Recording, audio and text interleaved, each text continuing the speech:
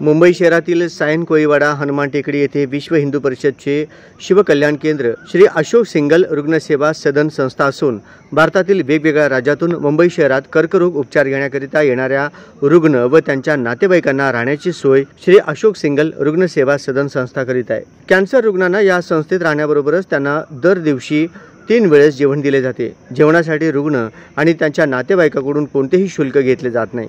रुग्णासोबत असलेले नातेवाईकांना या संस्थेत राहण्यासाठी सदर संस्था सेवा भावनेने प्रत्येक नातेवाईकाच्या मागे प्रति दिवस फक्त 30 रुपये नाममात्र शुल्क घेते।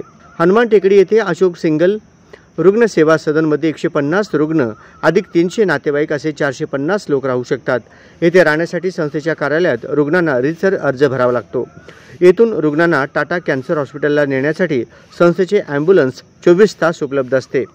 श्री अशोक सिंगल रुग्णसेवा सदनचे सचिव उद्योगपती श्रीनिवास रच्चा यांनी सदर संस्थेबाबत माहिती दिली की संस्थेत कार्य करणारे कार्यकर्ते राष्ट्रीय स्वयंसेवक संघ मधील असून संस्थेच्या वतीने रुग्णसेवाबरोबरच वर्षभरात धार्मिक कार्यक्रम मोठ्या उत्साहात साजरे केले जातात। येथे हनुमान मंदिर असून मंदिराचे सध्या जीर्णोद्धार कार्य चालू आहे। दानशूर व्यक्तींनी या मंदिराला देणगी द्यावी। संस्था या ठिकाणी पुण्यश्लोक अहिल्याबाई होळकर गोशाळेत गायींची सेवा करीत आहे।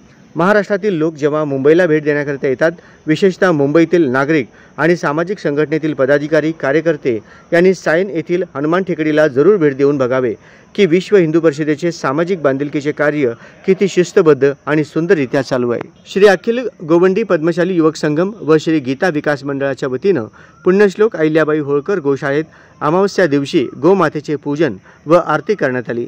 मंडळाच्या वतीने गोमातांना खाद्य दिले। या प्रसंगी श्रीनिवास रच्चा उपस्थित होते। त्यांनी गीता विकास मंडळाला गोसेवा करण्यास संधी दिल्याबद्दल गोवंडी पद्मशाली समाजाच्या वतीने श्रीनिवास भीमनाथ यांनी श्रीनिवास रच्चा व श्री अशोक सिंगल रुग्णसेवा सदन संस्थेचे आभार मानले। या प्रसंगी श्री अखिल गोवंडी पद्मशाली युवक संघम उपाध्यक्ष नल्ला श्रीनिवास, सरसचिव नरमेटा नरहरी, सहसचिव अन्नलदास राजू, श्री गीता विकास मंडळ कार्याध्यक्ष नल्ला रमेश, सरसचिव नरमेटा श्रीनाथ, सचिव अल्ले सतीश, खजिनदार संभारी पुंडरीकम, उपखजिनदार अर्चनापल्ली रवी, सदस्य गाजंगी शंकरय्या, कोंका श्रीधर, दोंतला श्रीनिवास हे उपस्थित होते। श्री अखिल गोवंडी पद्मशाली युवक संघम आणि श्री गीता विकास मंडळ आज आम्ही